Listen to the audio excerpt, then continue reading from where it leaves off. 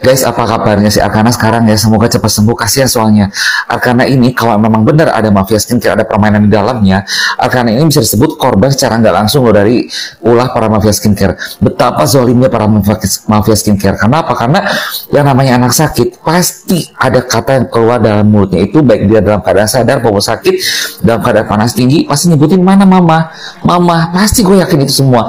Karena anak tuh semua pasti rata-rata menyebutkan mana mama di saat sakit. Dan kebayang nggak, sedangkan kita sendiri mamanya sedang ditahan di sana atas laporan dari RG yang menurut gue pribadi banyak jahat kejanggalannya. Bahkan dalam persidangan pun aneh kalau gue pribadi, ada pasal yang berubah atau apa, memang itu kewenangan jaksa ya, tapi kesannya tuh kayak terlalu memaksakan sekali gitu. Apalagi yang gue dengar cerita katanya jaksanya itu adalah Rovina Sihombing yang ada track record yang nggak baik, katanya seperti itu. Entah benar entah enggak. Kebayang nggak kalau sampai amit-amit ya akan ada apa-apa, terus mamahnya nggak ada di sampingnya. Wah, kasihan banget ya Arkana. Bener-bener betapa zolimnya para mafia skincare kalau bener-bener di dalam itu ada permainan. Ya, dan gue pikir pribadi ya, tuntutan kita terhadap RG 100 miliar dalam prestasi itu kecil sekali gue pikir dibanding kehadiran Nikita di saat anaknya sakit seperti ini. Ya, karena ini gue pikir sakitnya pun nggak main-main sampai harus dirawat seperti ini, sampai menjalani CT scan dan semuanya itu nggak main-main loh. Ya, betapa zolimnya loh orang-orang seperti itu. Makanya guys, jangan pernah zolim sama orang. Mungkin mereka semua sekarang masih tertawa bebas, tertawa lepas, tapi pasti ada kan hukum tabur tuai, pasti akan ada karma sendiri terhadap mereka semua. Ya, mereka mungkin sekarang bisa senang-senang atau apa, tapi gue yakin lah, kalaupun mereka senang dalam kehidupan mereka, biasanya akan susah dalam kehidupan anak-anaknya mereka semua. Dan saat itulah mereka semua harus ingat apa yang mereka lakukan terhadap Nikita Mirzani. Nah, jadi guys, tolong benar-benar kawal kasus Nikita Mirzani ini, karena hanya kita semua para netizen yang bisa bersuara, karena kita juga dilindungi oleh undang-undang loh. Bahwasanya bila kita sebagai warga negara melihat ada sesuatu yang tidak baik, kita berhak speak up, kita berhak juga melaporkan. Ya, jadi guys, kita harus benar-benar kawal ini semua, jangan sampai ada permainannya terlalu dalam lagi. Tapi gue yakin kita harus bebas, karena pasal-pasal yang tuduhkan yang disangkakan terhadap Nikita itu dengan mudah dapat dibantah loh. Ya, intinya itu aja semuanya. Gue cuma berharap Arkana cepat bebas, Arkana cepat sembuh, dan semoga Arkana cepat kumpul lagi dengan mama. Ya. Ada yang menarik dari kasus hukum antara Nikita Mirzani dan Reza Gladys, karena satu hal yang janggal, pelapor yang justru menghindar dari ruang sidang. Ya, Reza Gladys yang mengklaim sebagai korban justru absen berkali-kali dalam persidangan. Rocky Sitohang, mantan staf ahli Kapolri, ikut bersuara. Ia menilai ketidakhadiran Reza adalah hal krusial yang perlu diperhatikan. Menurut Rocky, proses pembuktian akan timpang jika hanya satu pihak yang konsisten hadir, sementara pihak yang merasa dizalimi justru bersembunyi di balik alasan teknis.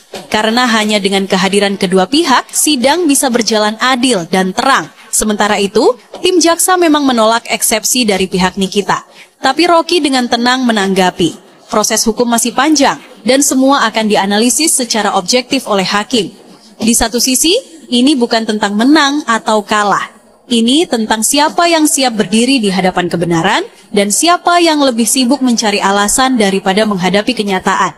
Sebab dalam hukum, yang dicari bukan siapa yang lebih sering bicara, tapi siapa yang berani muncul saat waktunya bicara. Masker putih, buka. Ya, suara yang barusan kalian dengar itu adalah suara dia, di mana orang ini mengikuti persidangan Nikita Mirzani beberapa hari yang lalu, dan di situ dia berteriak kepada jaksa penuntut umum untuk membuka masker, ditujukan kepada masker yang warna putih. Bayangkan, ini tuh benar-benar sangat mencederai sistem peradilan yang saat ini tengah berlangsung. Yang dilakukan hanya dengan orang yang satu ini. Bayangkan betapa buruknya attitude pengunjung yang satu ini. Harapan saya sih dari pihak Pengadilan Negeri Jakarta Selatan ini bisa mengambil sikap sih ya kepada para pengunjung yang mengikuti kasusnya Nikita Mirzani ini, agar bisa memberikan sikap, attitude yang baik gitu di dalam mengikuti persidangan. Tidak seperti teriak-teriak kepada jaksa penuntut umum. Apa coba? kelihatan kayak nggak punya pendidikan banget ini orang, kayak nggak terajar gitu loh. Tentu publik masih mengingat terkait dengan pernyataan dari pengacara terdakwa Nikita Mirzani, Bang Fahmi, yang mengatakan bahwasannya kliennya Nikita Mirzani ini tidak pernah kenal sama yang namanya Dokter Reja, tidak pernah komunikasi dan lain-lain. Hal yang sama juga disampaikan oleh Nikita Mirzani dalam video berikut. Kami kuat, ya kuat dong. Aku kan bukan penjahat. Yang penjahat tuh mereka. Aku bukan penjahat, ya aku kuat lah. Justru aku happy aku bisa beristirahat di penjara, guys. Walaupun dia si Reza Ratu Flexing ini tidak pernah berhadapan langsung dengan gue, tidak pernah berhubungan dengan gue, tapi gue ditersangkakan, gue bangga.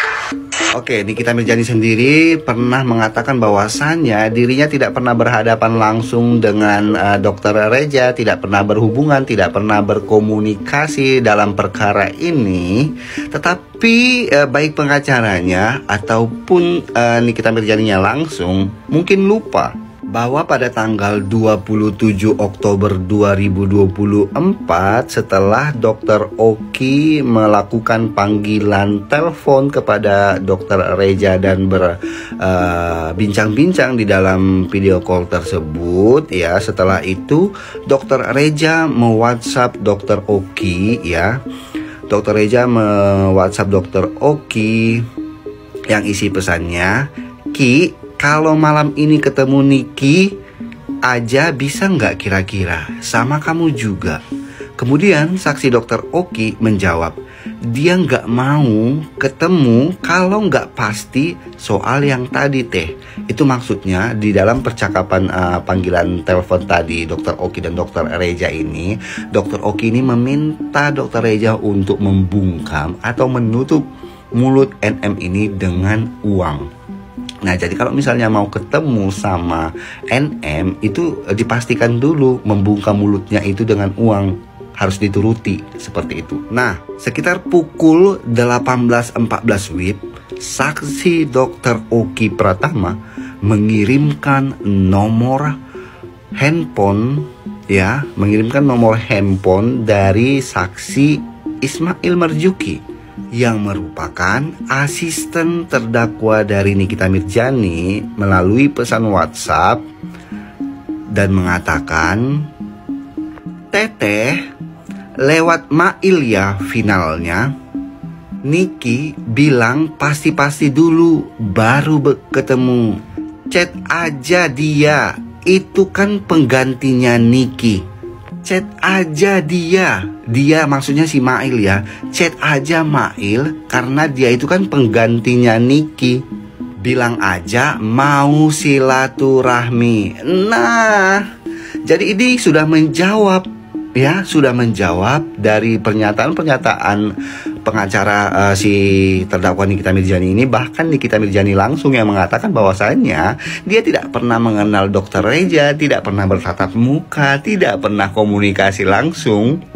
Tetapi Dokter Oki inilah, ya, yang berperan penting banget, berperan sangat banyak sekali di dalam percakapan itu, yang meminta Dokter Reja, ya, dan mengirimkan nomor Ismail dan meminta Dokter Reja untuk menchat si Mail ini aja, karena Mail ini adalah penggantinya Niki.